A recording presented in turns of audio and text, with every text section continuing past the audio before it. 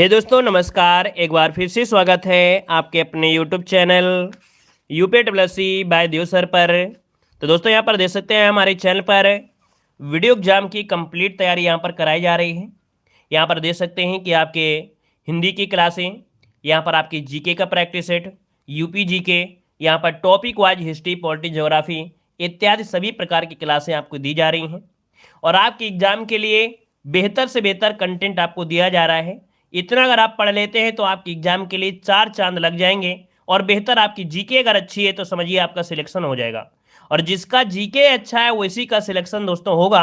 अगर आपके पास कोई किताब है अच्छी से तो किताब से भी पढ़िए, प्रैक्टिस सेट भी लगाइए, सारा दिन किताब को समय दीजिए और जब आपकी हमारी क्लास चलती है तो अपना जीके का प्रैक्टिस लगा सकते हैं, है ना।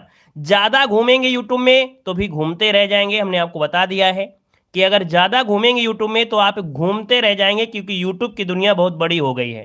तो किताबों को समय दीजिए और अपने को भी समय दीजिए, ठीक है। तो चलिए स्टार्ट करते हैं। पहला क्वेश्चन आपके सामने दिया गया है, कह रहे क्रिप्स मिशन भारत में कब आया था। चलिए साथियों यहाँ पर बताइएगा कि क्रिप्स मिशन भारत में कब आया था। यहाँ पर जो आंसर आपका है वो राइट क्या हो जाएगा, तो राइट आंसर यहाँ पर देखिए 1942 जिसका आंसर आया है, बिल्कुल राइट हो जाएगा आपका सी नंबर। यहाँ पर आगे बढ़िए, क्वेश्चन आपसे दिया गया है, कह रहा है प्रथम बार जवाहरलाल नेहरू कांग्रेस पार्टी के अध्यक्ष किस वर्ष चुने गए थे। यहाँ पर जो आंसर आपका है राइट इनमें से क्या हो जाएगा, गुड इवनिंग सभी को, गुड इवनिंग सभी को, गुड इवनिंग। चलिए बताइएगा कि प्रथम बार जवाहरलाल नेहरू कांग्रेस पार्टी के अध्यक्ष यहाँ पर किस वर्ष चुने गए थे। यहाँ पर देखिए 102 का जो आंसर है, यहाँ पर जवाब क्या हो जाएगा, जवाहरलाल नेहरू पूछा गया है दोस्तों।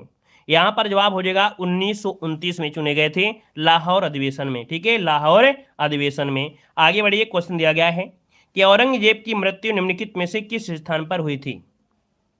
तो औरंगजेब की मृत्यु हुई थी अहमदनगर में दोस्तों। कहाँ हुई थी, अहमदनगर में हुई थी। और एक क्वेश्चन बहुत पूछा जाता है कि जिंदा पीर किसे कहते हैं, तो औरंगजेब को जिंदा पीर भी कहा जाता है। यहाँ पर अगला क्वेश्चन दिया गया है कि 1700 ईस्वी में राजा राम की मृत्यु के बाद मराठों ने मुगलों के विरुद्ध युद्ध उसकी वीर पत्नी के नेतृत्व में जारी किया। यहाँ पर देख सकते हैं दोस्तों, अगर आपने हिस्ट्री पढ़ा है हमसे टॉपिक वाइज वाली, हर एक क्वेश्चन आप सॉल्व कर पाएंगे हिस्ट्री के। यहाँ पर दोस्तों आपका जवाब इनमें से क्या हो जाएगा, 104 नंबर का जवाब देना है। यहाँ पर जवाब जल्दी से दीजिए।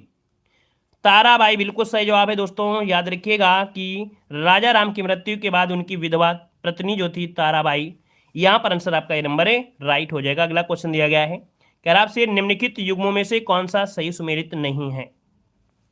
पावना विद्रोह जो आपका हुआ था दोस्तों आपके 1873 में। यहाँ पर दक्कन किसान विद्रोह 1875 में। यहाँ पर दिया गया है सन्यासी विद्रोह 1894।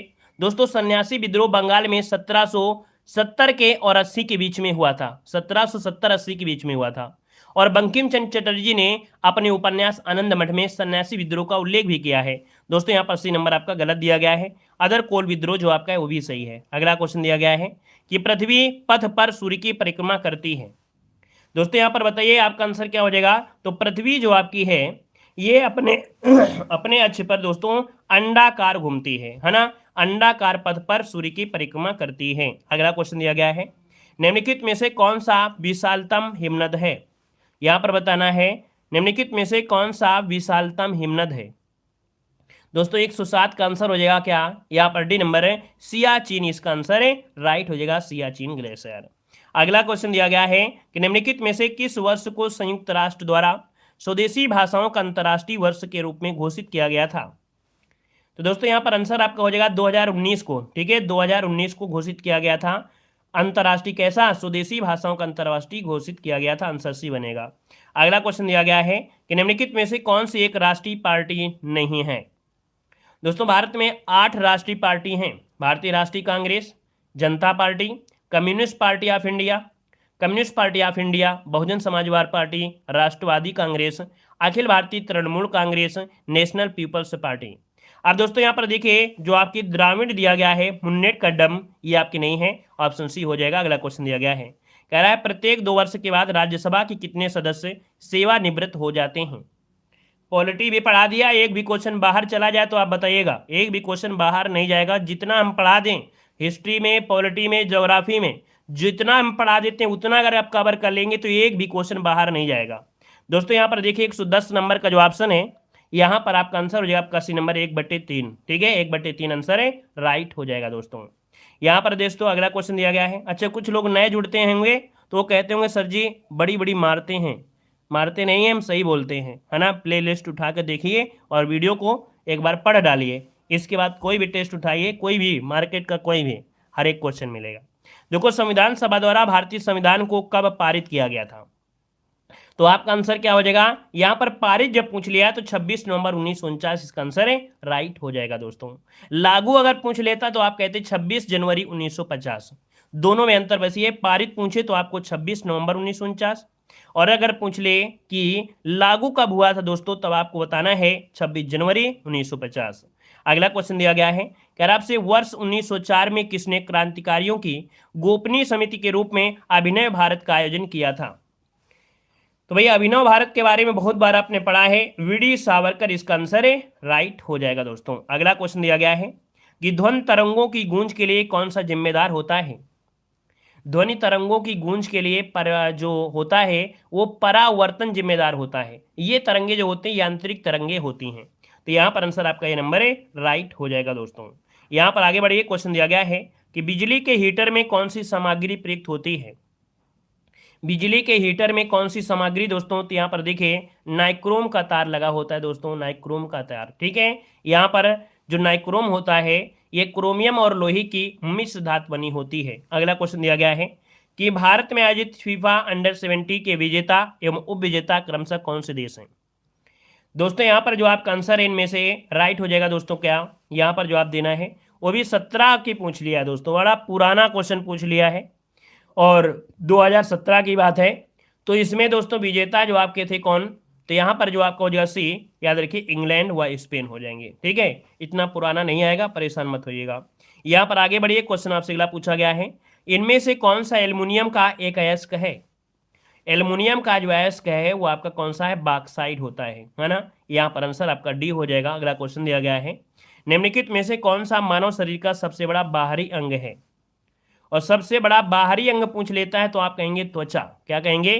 त्वचा। दोस्तों याद रखिएगा, त्वचा में 3 परतें होती हैं, एपिडर्मिस और डर्मिस और होती है हाइपोडर्मिस, है ना। तो यहाँ पर जो त्वचा की श्वेत ग्रंथियां होती हैं वो पसीना का श्रावण करती हैं। अगला क्वेश्चन दिया गया है कि 1881 में केसरी अखबार की स्थापना किसने की थी?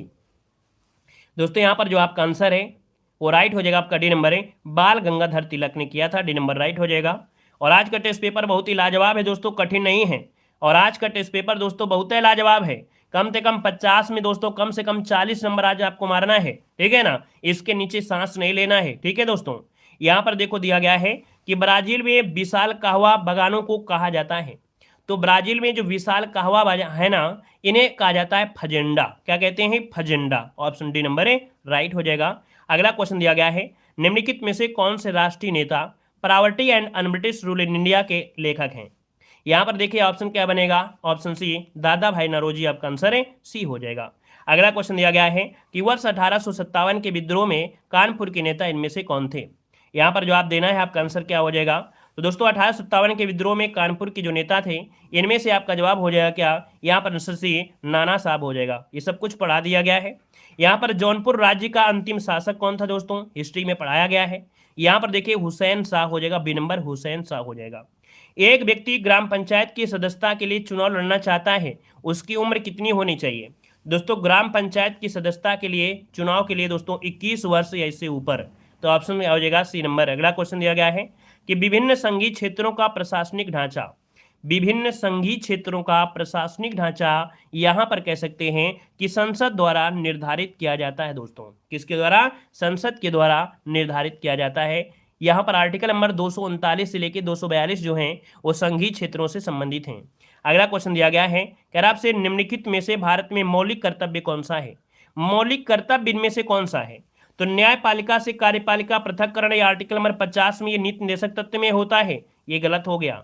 हमारी मिली जुली संस्कृति की समृद्ध विरासत को संरक्षित करना, महत्व प्रदान करना, देखिए बी नंबर आपका राइट हो गया दोस्तों। ठीक है, यहाँ पर बी नंबर है, राइट हो जाएगा। यहाँ पर आगे बढ़िए, क्वेश्चन आपसे अगला पूछा गया है, कह रहा है रॉयल सोसाइटी ऑफ लंदन का फेलो बनने वाला सबसे पहला भारतीय इनमें से कौन था? यहाँ पर 26 नंबर में दोस्तों तो ये थे आपके कौन? आपका जवाब इनमें से हो जाएगा एससी वाडिया। याद रखिए एससी वाडिया ये सबसे पहले भारतीय थे जो कि 1837 में royal society of London fellow बने थे। ऑप्शन बनेगा आपका बी नंबर। यहां पर दिया हुआ राष्ट्रीय नेता कौन था जिसने अंडमान की सेल्यूलर जेल की दीवारों पर भारत का इतिहास लिखा था? तो देखिए इनका नाम है दोस्तों, याद रखिए वीर सावरकर। इन्होंने क्या किया था, अंडमान की सेल्यूलर जेल जो थी है ना, जिसे काला पानी की सजा दी जाती थी, तो दोस्तों वहां की दीवारों में इन्होंने भारत के इतिहास ही लिख डाला था। ऑप्शन यहाँ पर सी हो जाएगा। अगला क्वेश्चन दिया गया है कि जहांगीर की कब्र कहाँ पर बनाई गई है? जहांगीर की कब्र जो बनाई गई है वो कहाँ पर बनाई गई है? तो ऑप्शन सी हो जाए आपके लाहौर में। कहाँ पर है? लाहौर, इसका आंसर है सी हो जाए लाहौर में, शाहदरा। अगला निम्नलिखित में से कौन शिवाजी की राजधानी थी? शिवाजी की राजधानी दोस्तों यहाँ पर बताइएगा तो आप कहेंगे रायगढ़। क्या हो जाएगा? रायगढ़ हो जाएगा। अगला है यदि माइटोकॉन्ड्रिया काम करना बंद कर दे तो कोशिका में कौन सा कार्य नहीं हो पाएगा? यदि माइटोकॉन्ड्रिया काम करना बंद कर दे तो कोशिका में कौन सा कार्य नहीं हो पाएगा? तो दोस्तों याद रखिए यहाँ पर भोजन का ऑक्सीकरण नहीं होगा, भोजन का ऑक्सीकरण नहीं होगा। यहाँ पर अगला क्वेश्चन दिया गया है, कह रहा आपसे निम्नलिखित में से कौन सा मान एक क्षारीय विलयन पीएच का प्रतिनिधित्व करता है? दोस्तों क्षारीय मान होता है कितना होता है? तो आप कहेंगे दोस्तों 7 के ऊपर, और 7 के ऊपर होता है तो क्षारीय होता है। तो ऑप्शन क्या होगा? यहाँ पर सी नंबर इसका राइट हो जाएगा। अगर आपसे पीएच मान पूछ लेता अम्लीय तो इसका मतलब 7 के नीचे वो पूछा जाता। यहाँ पर दिया है दहन के लिए कौन सी गैस आवश्यक होती है? और दहन के लिए दो आवश्यक होती है ऑक्सीजन। क्या होती है? ऑक्सीजन। अगला मरणोपरांत भारत रत्न से विभूषित प्रथम व्यक्ति कौन थे? मरणोपरांत जो दिया गया था ये दिया गया था लाल बहादुर शास्त्री को। ऑप्शन बनेगा आपका ए नंबर राइट हो जाएगा। और 1966 में इनको भारत रत्न दिया गया था। यहाँ पर दिया गया है कि प्रोटियम, ड्यूटेरियम और टाइटेरियम को निम्नलिखित में से किसकी श्रेणी में रखा जाता है? दोस्तों ये हाइड्रोजन के समस्थानिक हैं और ये आपके होते हैं आइसोटोप्स। यहाँ पर जो आंसर आपका है यहाँ पर ये हो जाएगा आइसोटोप, यहाँ पर होता है, आंसर बनेगा ए नंबर।